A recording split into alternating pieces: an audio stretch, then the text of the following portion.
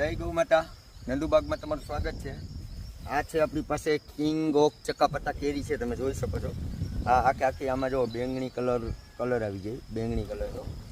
અને આ એક લેટ વેરાયટી છે અને આ બાગબાની કરવા માટેની બેસ્ટ વેરાયટી છે। તમે જો અત્યારે વરસાદ પણ ચાલુ છે, આપણે આજે 29 તારીખ થઈ ગઈ, 29/6/2025 અને આ કેરીની અંદર ક્યાંય પણ કોઈ પણ પ્રકારના ડાઘ કે કાંઈ થતું નથી।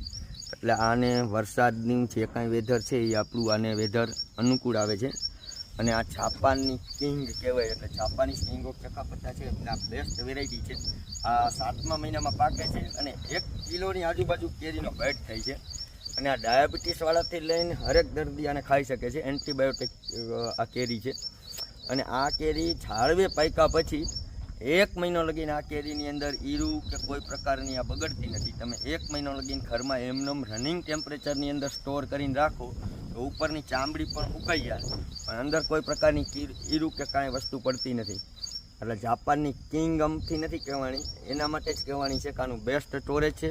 બાગબાની કરવા માટેની પણ આ બેસ્ટ વેરાયટી છે, કારણ કે આ એક્સપોર્ટ કરવા માટે પણ બેસ્ટ છે। આનું સેલ્ફ લાઈન બહુ જાજી છે, 20 દિવસ લગીને તો આ કેરી જે પોઝિશનમાં હોય એ જ પોઝિશનમાં રહીએ, પછી એની ચામડી સુકાવા માંડે। એટલે આ કેરીની બાગબાની કરવી હોય તો આ બેસ્ટ વેરાયટી છે કિંગ ઓફ ચકાપતા। અને આ એકદમ પાકે એટલે લાલ કલરમાં થઈ જશે, અત્યારે બેંગણી કલર છે। અને આના રોપા પણ આપણી પાસે નંદુબાગમાં અવેલેબલ છે, એટલે જે કોઈ ભાઈઓને નંદુબાગમાં આપણે સંપર્ક કરીને પણ આપણી પાસે આંબા પણ છે, લાઈવ જોવું હોય તો પણ જોવા આવી શકે છે।